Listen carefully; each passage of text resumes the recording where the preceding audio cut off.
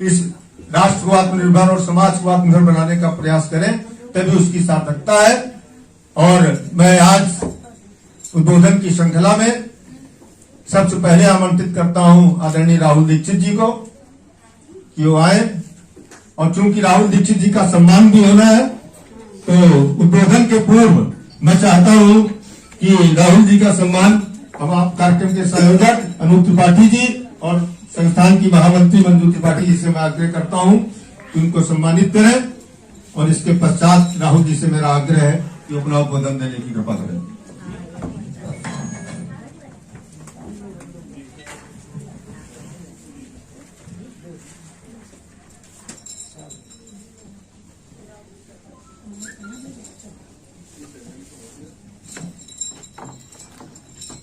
आदरणीय अध्यक्ष जी से, आदरणीय अवध जी से और जग साहब से मैं आग्रह करता हूं कि राहुल दीक्षित जी को आज इस अवसर पर सम्मानित करने की कृपा करें।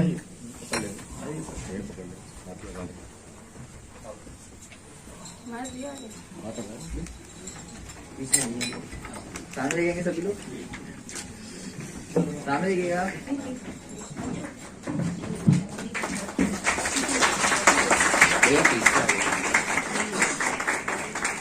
वे सामने देखेंगे।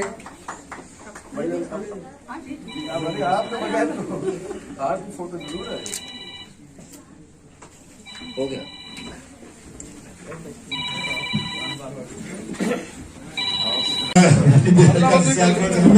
कि हमारे राहुल जी को भी ये प्रशस्ति पत्र देने की 29 तारीख का निमंत्रण दिया गया। 29 का जी।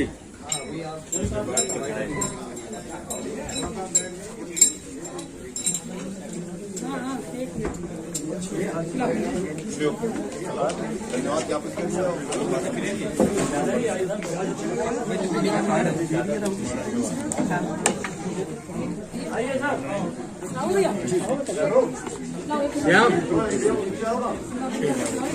श्याम पीछे खड़ा करवा दिए। पहले इन लोगों को जिनका सम्मान किया सबको ऐसे वेट करें।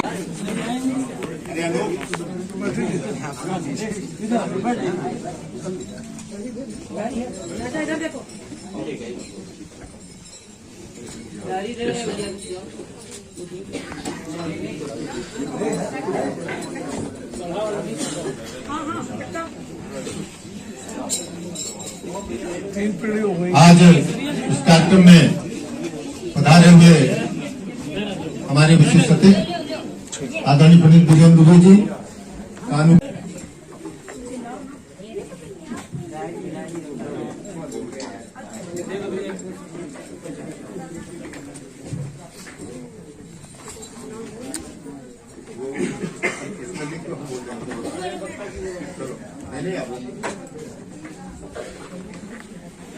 आज के इस आयोजन में आदरणीय अमरनाथ जी, धेनिश जी उपस्थित है, मंचासीन है। मैं उनसे आग्रह करता हूं कि आज इस युवा दिवस के अवसर पर हम सबको संबोधित करने की कृपा करें।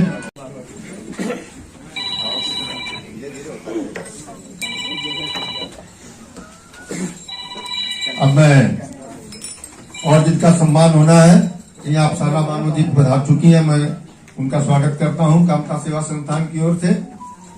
और अब मैं आग्रह करता हूं आदरणीय राहुल जी से कि वो अपना उद्बोधन देने की कृपा करें।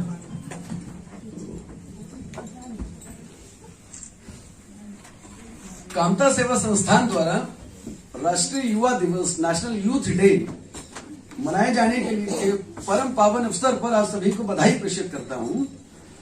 सर्वप्रथम आज के इस फंक्शन के, इस प्रोग्राम के जो हमारे विशिष्ट अतिथि हैं श्री लक्ष्मीकांत वाजपेयी जी और हमारी बड़ी बहन नीलिमा कटियार जी का मैं आभार अभिनंदन व्यक्त करता हूं। और मंचासीन हमारे विशिष्ट अतिथि शिक्षाविद श्री नरेंद्र द्विवेदी जी, पूर्व न्यायाधीश श्री आर्यन सिंह जी, हमारे बड़े भाई परम श्रद्धेय श्री अवध बिहारी मिश्रा जी, श्री राम त्रिपाठी जी, ओम जी त्रिपाठी जी, अनिल त्रिपाठी जी और हमारी परम आदरणीय भाभी जी श्रीमती मंजू त्रिपाठी जी का हार्दिक अभिनंदन करता हूं।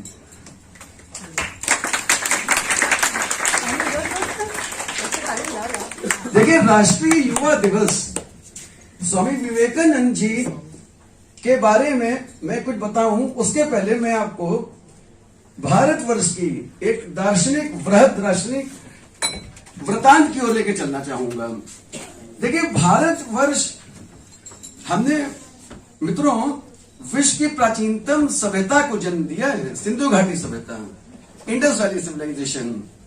And when I say civilization, तो आप यूं समझिए कि ऐसा बिल्कुल नहीं है कि contemporary there were no other civilizations, certainly there were Huang Ho civilization, Nile civilization, Aztec civilization, Maya civilization और आगे जो भी रिसर्चेस होंगी। लेकिन सिंधु घाटी सभ्यता में यदि हम देखें तो राजनीतिक स्तर पर, सामाजिक स्तर पर, हर प्रकार से जितनी सभ्यता ये उन्नत है, शायद ही विश्व की कोई भी सभ्यता इतनी उन्नत रही होगी। और सिंधु घाटी सभ्यता 2250 BC, 2250 ईसा पूर्व के समय की बात है। देखिए, इसके पश्चात वैदिक काल, 16 महाजनपद का उत्कर्ष, मौर्य काल, गुप्त काल, ये जो एक ऐतिहासिक कालखंड है, इसमें वैदिक भारत में सबसे पहले श्रुति और स्मृति के आधार पर जो धार्मिक ग्रंथ हैं, इसमें सर्वप्रथम ऋग्वेद अर्थात वैदिक ऋचाएं, सामवेद, समा the conception of music, Yajurveda अर्थात यज्ञ का परिपूर्ण होना, अश्वमेघ यज्ञ, राजसूय यज्ञ, पुरुषमेघ यज्ञ। और ऋग्वेदिक से उत्तर वैदिक काल की तरफ जब आगे बढ़ते हैं तो हम देखेंगे अथर्ववेद। ये जो ऋग्वेद काल के 3 वेद हैं, ये वेद त्रयी के नाम से जाने जाते हैं। और इसके पश्चात उत्तर वैदिक काल, जिसमें अथर्ववेद है। अब आप ये समझिए कि चारों वेदों का सम्मिश्रण और इसकी परिणति जो है, the manifestation of these 4 Vedas, ये उपनिषद है। उपनिषद माने उप माने समीप, नी माने नीचे, शद माने बैठना, अर्थात एक गुरु के सानिध्य में बैठना। और ये जो वेदांत की फिलॉसफी है, तो व्हाट इज वेदांत?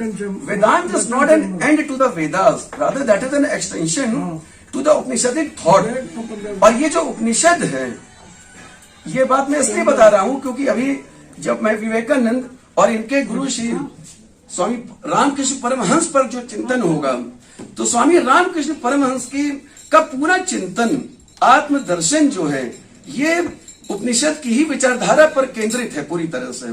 और ये उपनिषद ही है जिसको लेके याज्ञवल्क्य ने कर्म का सिद्धांत प्रतिपादित किया था। मृत्यु, आत्मा, जीवात्मा, आत्मा का पारगमन का सिद्धांत, ये तमाम सिद्धांत जो है, ये हमें उपनिषद से ही प्राप्त होते हैं।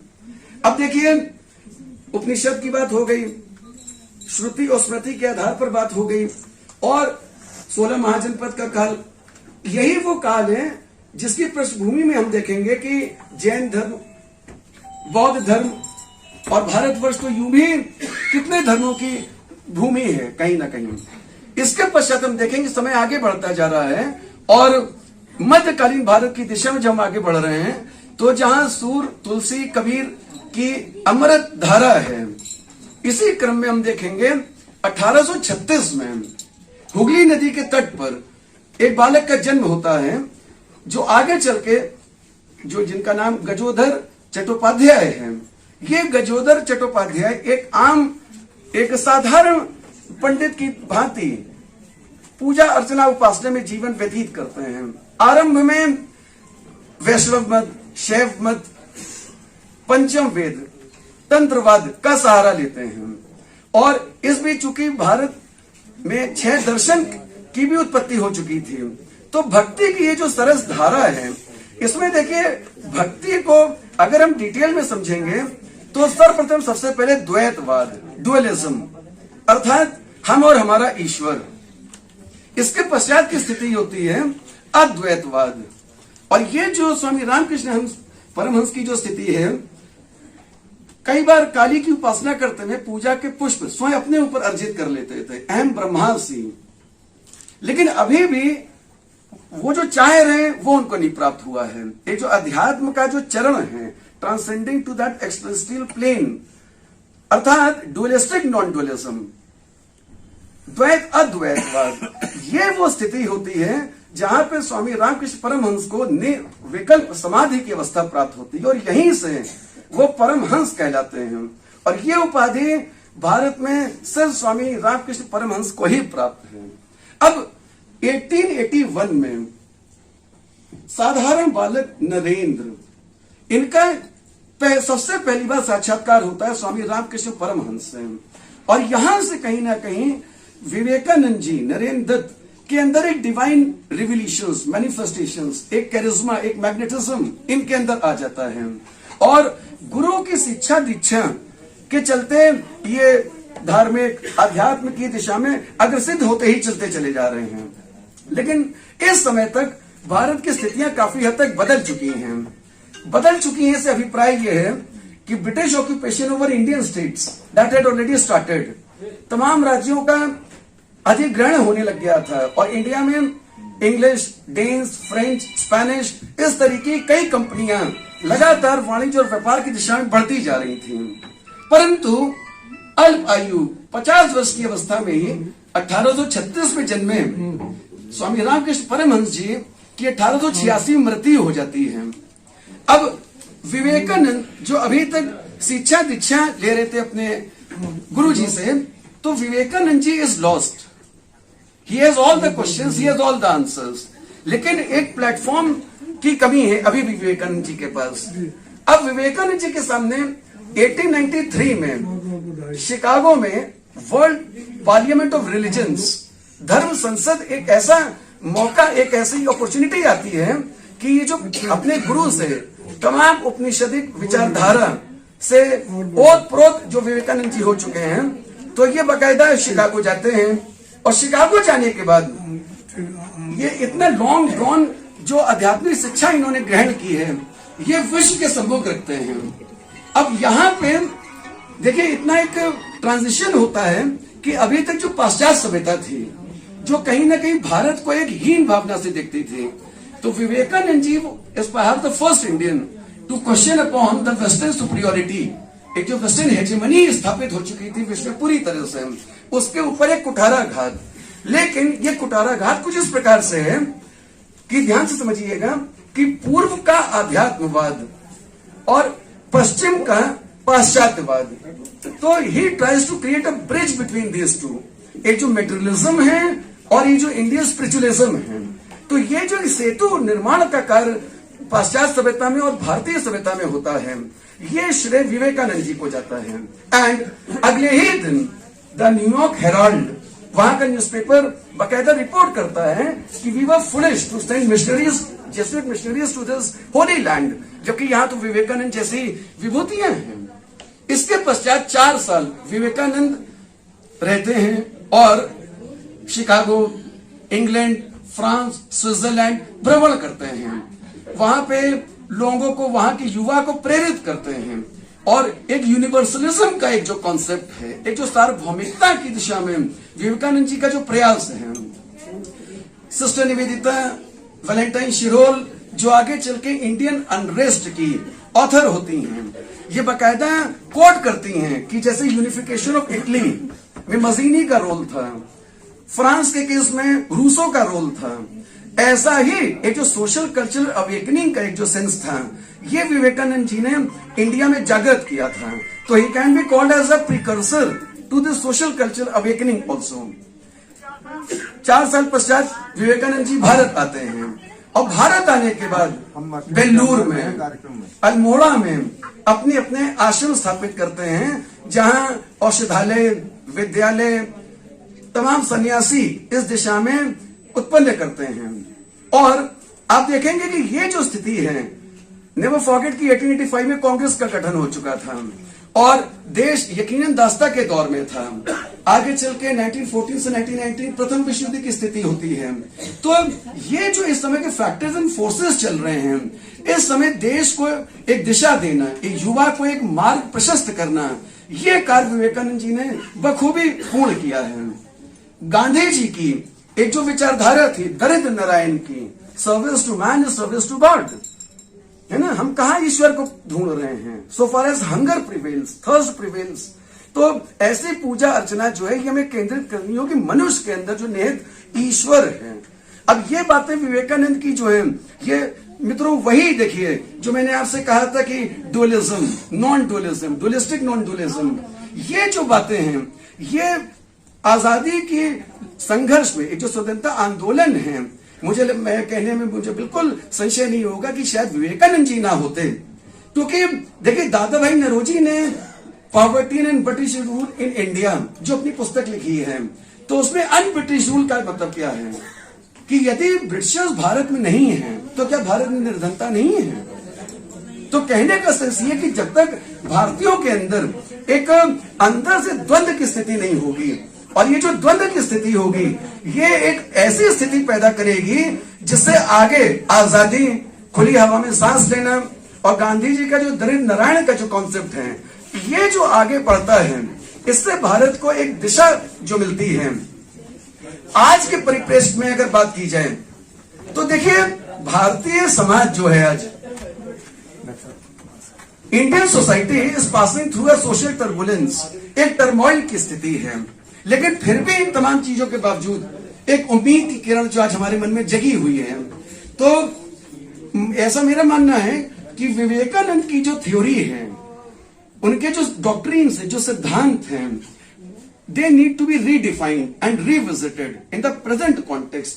और युवा सीधे सीधे विवेकानंद जी से ही यदि मुझे लगता है कि प्रेरणा लेता है तो इनसे बड़ा स्पिरिचुअल लीडर, टॉर्च बेरर समाज को और कहां मिलेगा। और हमें खुशी है कि एक नरेंद्र दत्त, एक नरेंद्र मोदी और हमारे बीच भी एक नरेंद्र है, और ये ऐसे नरेंद्र हैं कि इन्होंने प्रेरित होकर अपने सुपुत्र का नाम भी विवेक ही रखा है। ये हमारे पिताजी के गुरु हैं, हमारे गुरु हैं, हमारे अनूप भाई के गुरु हैं।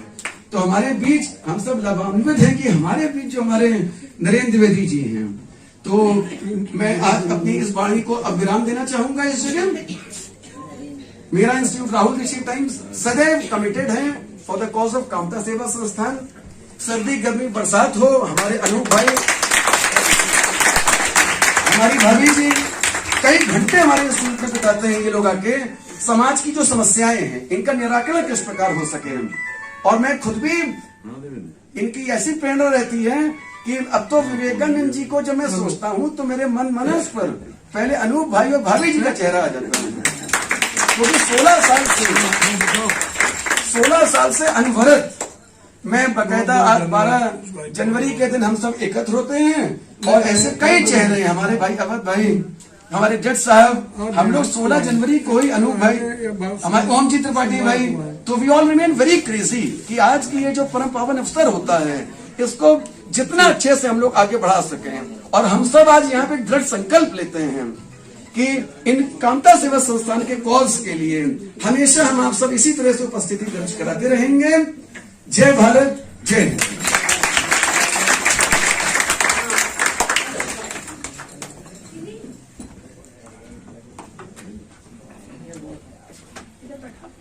प्रेरणादायी उद्बोधन के लिए बहुत बहुत धन्यवाद राहुल जी। इस सम्मान की श्रृंखला को आगे बढ़ाते हुए हमारे बीच में पूर्ण समर्पण के साथ अपने कर्तव्य का निर्वहन कर रही है। जोरदार तालियों से स्वागत के लिए